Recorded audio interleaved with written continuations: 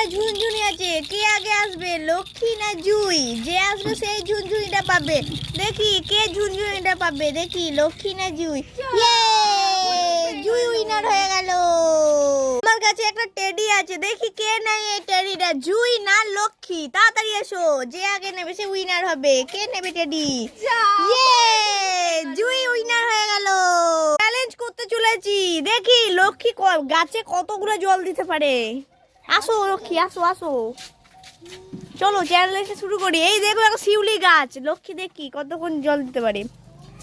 1 2 3